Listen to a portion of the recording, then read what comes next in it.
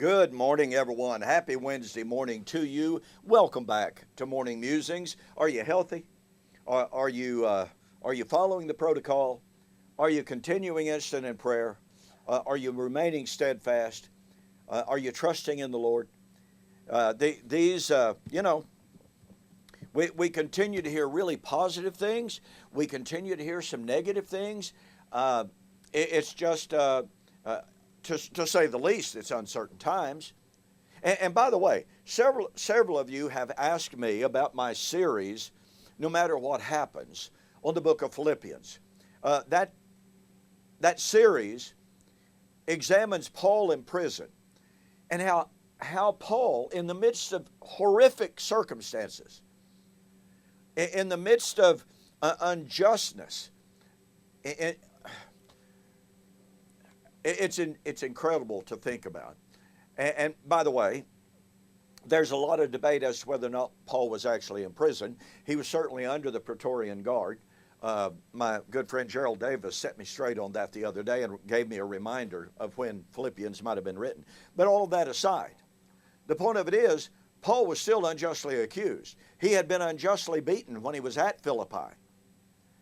And in spite of all of that, all right, in spite of all that, he could say 16 times in that little book, rejoice. Well, how do you rejoice when you're in prison unjustly? And yet he did. Well, my duplicator, my CD, DVD duplicator decided to go south on me. Just totally cratered. I mean, yeah, they're not cheap. So anyway, my series on No Matter What Happens is now available for download on your own computer. Just go to my website, donkpreston.com, bibleprophecy.com. Alan Morton has it all set up, and it's very inexpensive, okay, for the download, so you can take advantage of that. I think that you will find the lessons to be encouraging. I think that you will find the lessons to be really full of assurance and confidence for our living in the midst of difficult times. So avail yourself of that. Okay, here we are on Wednesday. We're still discussing, we're still drawing to a close our discussion of Jesus' statement in Matthew chapter 24 and verse 34. This generation will by no means pass until all of these things are fulfilled.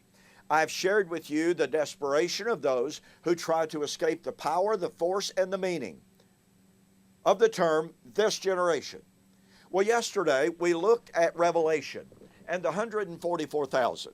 I want to bring this study to a close, and we'll do a summary tomorrow. But I want to bring this study to a close by examining Revelation chapter 22. Revelation chapter 22, verse 10. John heard the angel told in Revelation chapter 22 and verse 10.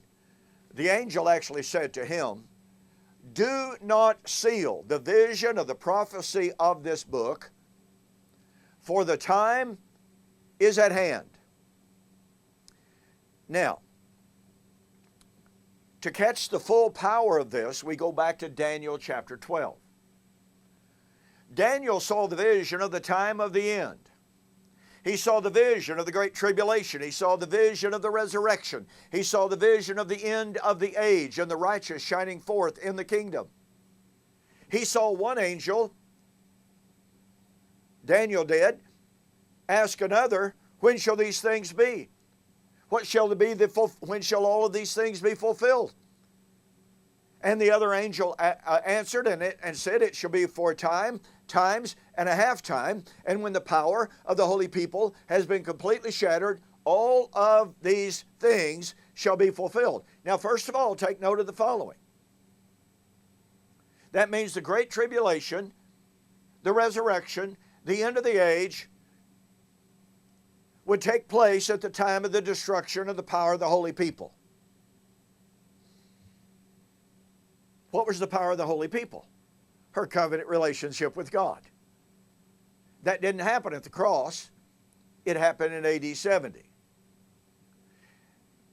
that would take place within a generation's period of time, not thousands and thousands and thousands of years.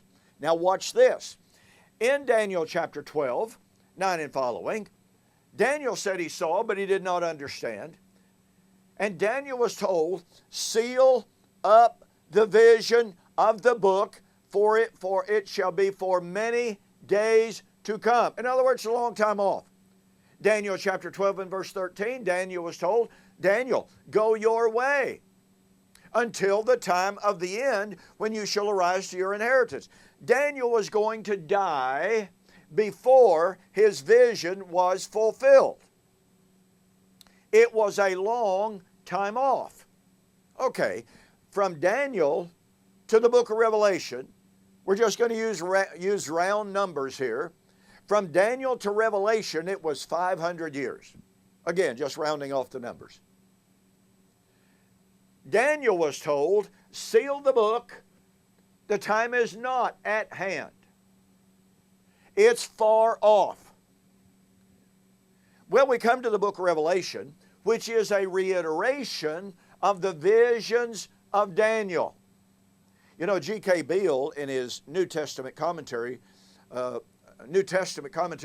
the New Testament use of the Old Testament, points out that Daniel 12 is alluded to, cited, echoed numerous times in the book of Revelation. The vision of the sea beast and the land beast, Daniel chapter 7.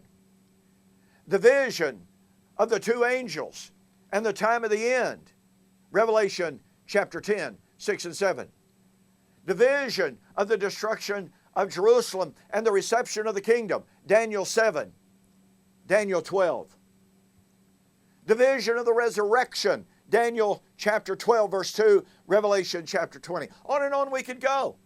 There is absolutely no question whatsoever that John was reiterating the prophecies of Daniel. Okay, Daniel saw his vision of the end and was told to seal the book, for it's a long time off. Fulfillment is a long time off.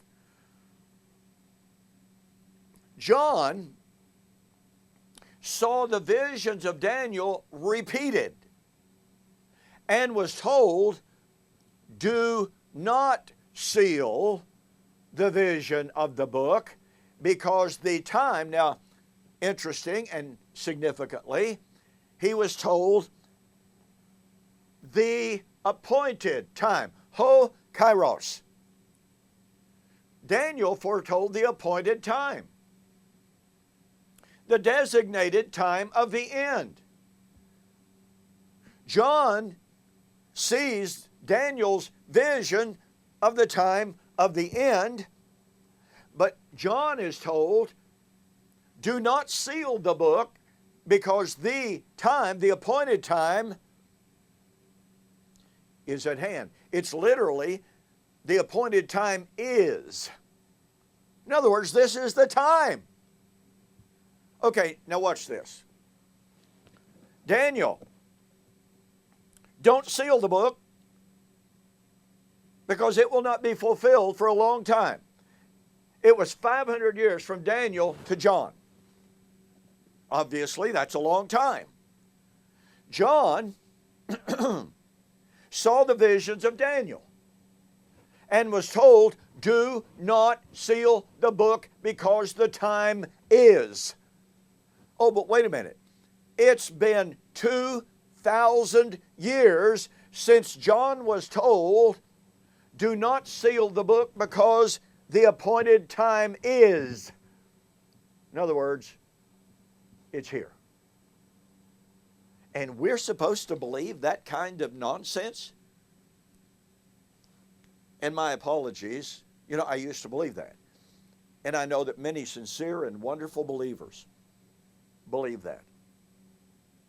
But folks, just do the math a little bit. From Daniel to John, 500 years, that's a long time. Seal the book. From John, who repeated the prophecies of Daniel, until now, 2,000 years, seal the book, because the time is at hand. Sorry, folks. It doesn't work. And then that message is driven home in verse 12. Behold, I come quickly. Jesus said, I do erkomai taku. Behold, I am coming quickly. Now, we're supposed to believe that what Jesus was saying here is, now, look, I'm not telling you when I'm coming. I have no idea when I'm coming. No one knows when I'm coming. But I want to tell you, when I finally get around to coming, I'm going to come on the fastest cloud in heaven. Really? No. That makes not even good nonsense, especially in light of verse 10.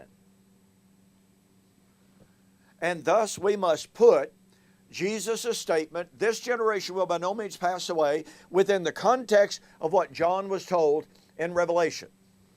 The fulfillment of Revelation, and thus the fulfillment of Daniel's prophecies, could not extend for 500 years beyond John, because that's a long time. It had to occur, it had to be fulfilled within a time frame of imminence, within a time frame of at hand to John.